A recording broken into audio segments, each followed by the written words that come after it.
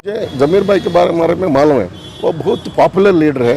Irrespective of caste creed community through out state वो मदद कर रहे हैं। क्या भी किसी को भी तकलीफ है तो इमीडिएट अटेंड कर रहे हैं। सो कम्युनिटी को also helping nature is there. अभी मैं सुने उनको ईडी रेड कर रहे हैं बोलकर, इसके वास्ते में देखेंगे बोलकर जाए। तो ये जो ये किसके लिए? ये रेड के बारे में यहाँ ईडी एज पर ईडी इस कंसर्न मुझे मालूम, वो आईएमए के केस बोलकर आप प्रेस वाले बोले टीवी में, वो देख के मैं आईएमए के केस के बारे में मुझे मालूम, वो एक लैंड उनको सेल करे, दूसरा अलावा इसके अलावा क्या भी नहीं उनका साथ कॉन्स्पिरेसी क्या भी मदद उनका क्या गलती काम का मदद लेना वो ऐसा क्या भी नहीं उनका ये केस में।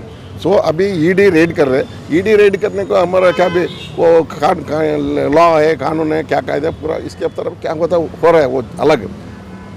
इसके अलावा हमारा ये अभी सेंट्रल गवर्नमेंट है, बीजेपी गवर्नमेंट है, उनका एक नेचर में बोलने को कुछ बोलता हूँ।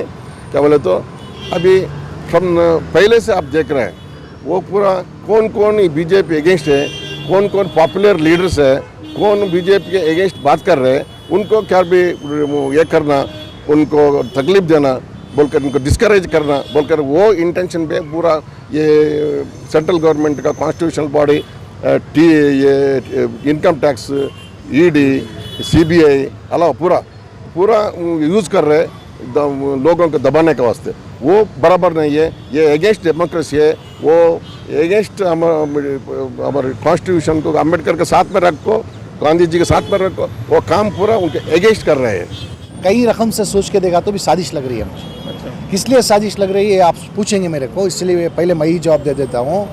जब रोशन बेग साहब को बुलाया गया, अरेस्ट कर उनको जेल को भेजा गया, तभी अगर उनका हाथ होता ज़मीर भाई साहब का, ज़मीर खान साहब का, तभी ईडी हो सीबीआई हो अरेस्ट करके भेज सकती थी।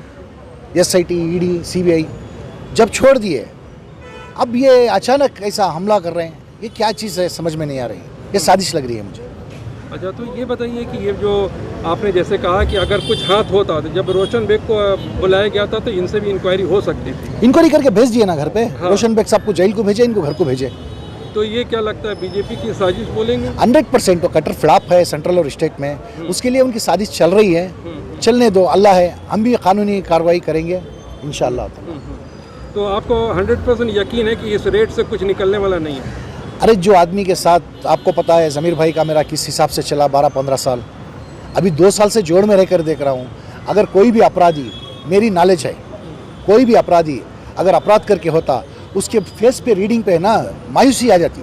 सीबीआई बुला स्टेम्पो, एसआईटी बुला स्टेम्पो, ईडी बुला स्टेम्पो, एक दिन भी उनके साथ मायूसी नहीं देखा, मैं जोड़ में था।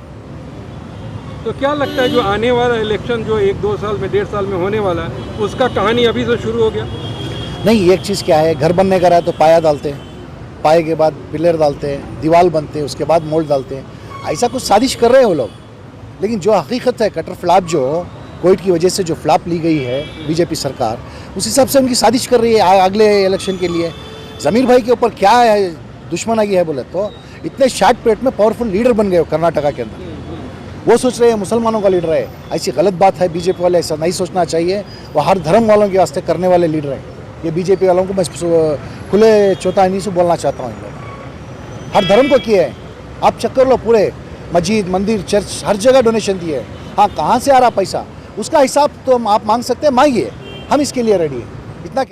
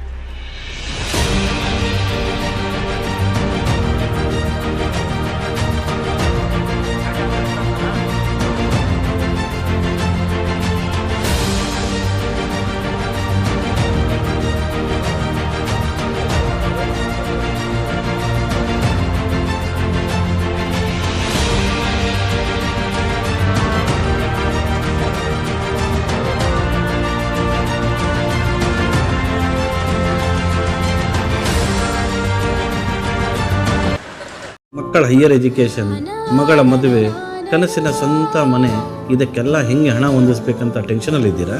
ಟೆನ್ಷನ್ ಬಿಡಿ. ನೀವು ಅಡವಿಟ್ಟ ಚಿನ್ನವನ್ನ ಬಿಡಿಸಿ ನಿಮ್ಮಲ್ಲಿರೋ ಹಳೆ ಚಿನ್ನವನ್ನ ಇಂದಿನ ಆನ್ಲೈನ್ ರೇಟಿಗೆ ಕೊಂಡುಕೊಂಡು ತಕ್ಷಣ ನಿಮಗೆ ಬಾಕಿ ಹಣ ಕೊಡ್ತೀವಿ. ಹಿಂದೂಸ್ತಾನ್ ಗೋಲ್ಡ್ ಕಂಪನಿ, ಇದು ನಮ್ಮೆಲ್ಲರ ಕಂಪನಿ.